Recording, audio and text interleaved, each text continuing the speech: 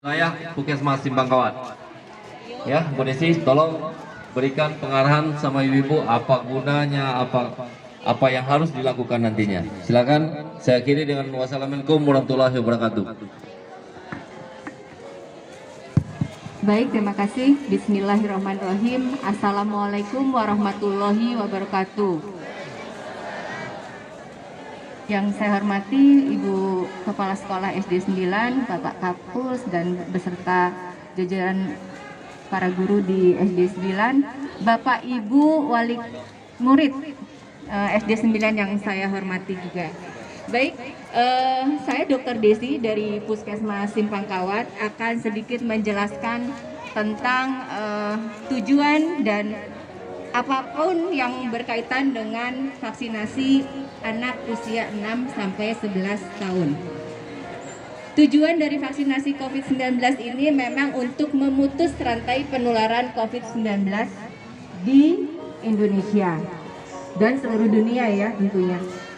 Jadi ternyata 13% penduduk Indonesia anak-anak yang terkena COVID-19 itu ada 13%.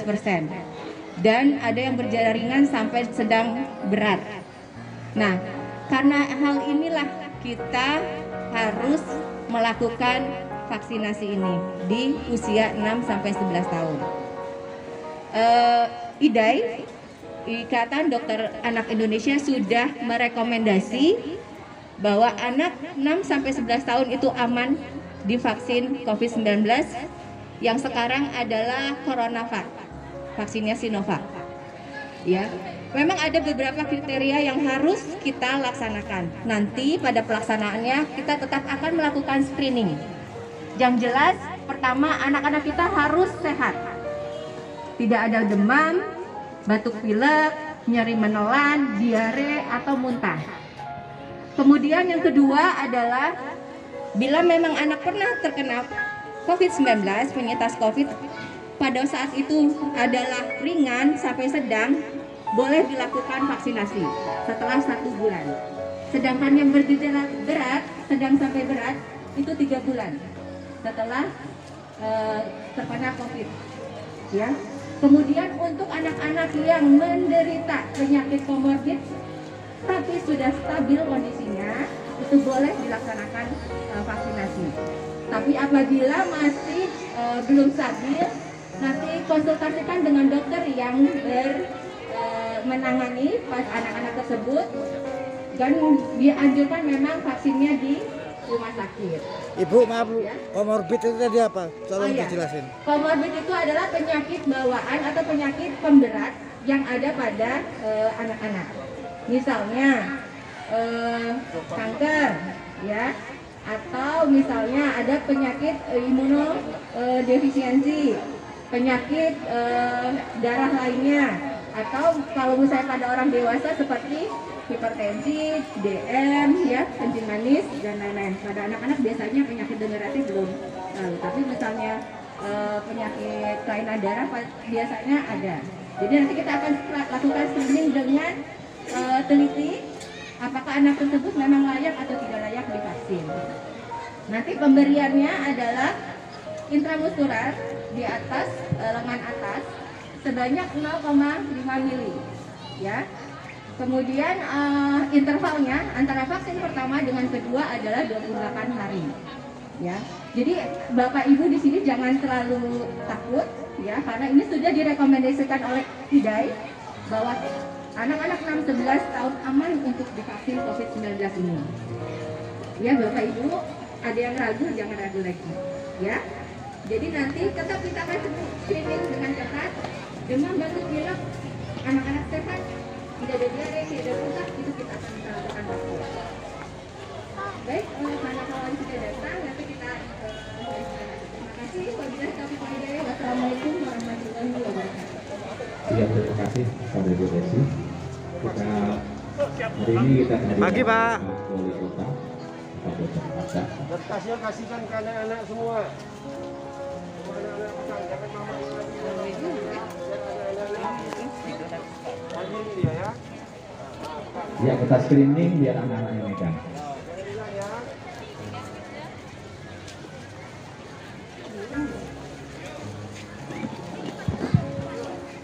Assalamualaikum warahmatullahi wabarakatuh. Selamat pagi, salam sejahtera buat kita semua. Yang kami banggakan anak-anak kami semua dan para orang tua, wali, anak-anak kami siswa SD 9 ya, SD 9 yang berusia 6 sampai 11 tahun.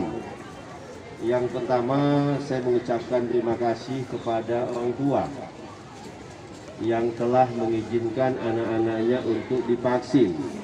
Tujuan divaksin yang pertama adalah untuk membentuk antibodi COVID, melawan COVID ya. Bukan tujuan utama vaksin ini nanti untuk masuk mall, bukan ya, untuk makan di restoran, untuk terbang naik pesawat, jangan. Tetapi tujuan utamanya adalah untuk kesehatan si anak-anak, sehingga anak-anak bisa terhindar dari COVID nantinya. Itu dulu ya. Kemudian saat ini yang divaksin adalah usia 6 sampai 11 tahun. Karena dulu sempat 6 sampai 11 tahun belum boleh, tetapi saat ini pemerintah sudah membolehkan.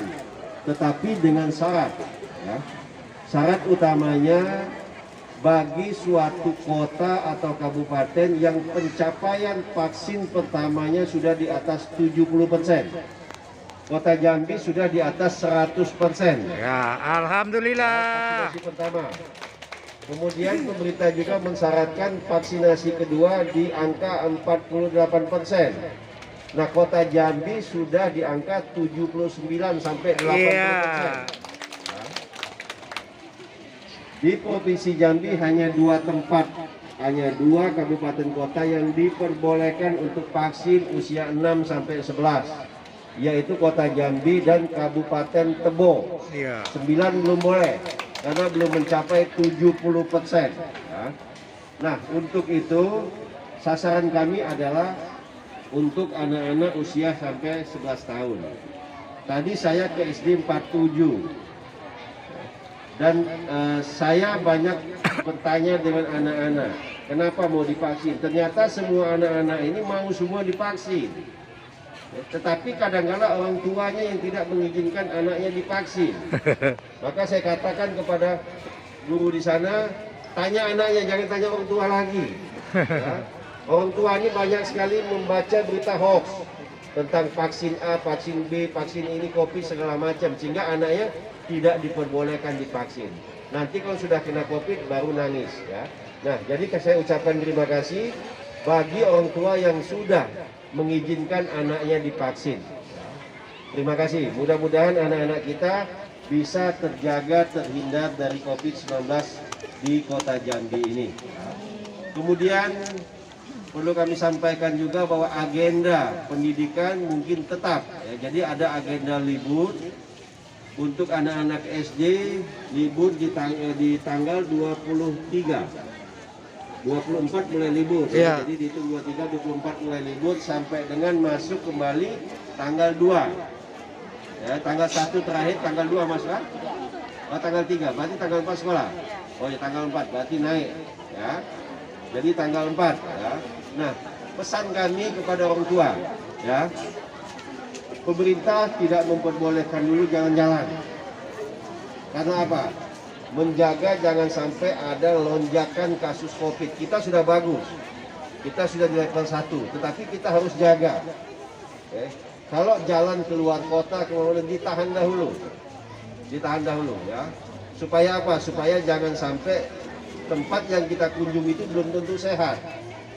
Tempat kita alhamdulillah sudah sehat, tetapi belum tentu di tempat lain, di tempat keluarga kita di kabupaten atau di kota-kota lain di luar provinsi, tempatnya belum tentu sehat. Jangan sampai nanti anak-anak kita terkena COVID dari tempat lain. Jadi mohon disabari dahulu untuk tidak mengajak anak-anak jalan-jalan pada saat libur. Untuk anak-anak kami semua, ya anak-anak kami semua, jangan takut dengan vaksin, ya jangan takut dengan vaksin. Kalau nanti karena divaksin ada demam dan lain sebagainya, jangan panik orang tua nanti. Langsung hubungi petugas kesehatan di puskesmas yang terdekat. Kalau nanti terjadi Mudah-mudahan nanti setelah divaksin, anak-anak akan diistirahatkan dulu sampai 15 menit. Apabila setelah 15 menit tidak ada terjadi apa-apa, maka anak-anak boleh belajar dan boleh pulang. Ya. Jadi itu semua menjadi tanggung jawab kami semua nanti. Mudah-mudahan lancar dan kita semua sehat. Terima kasih. Billahi taufik wal hidayah. Wassalamualaikum warahmatullahi wabarakatuh.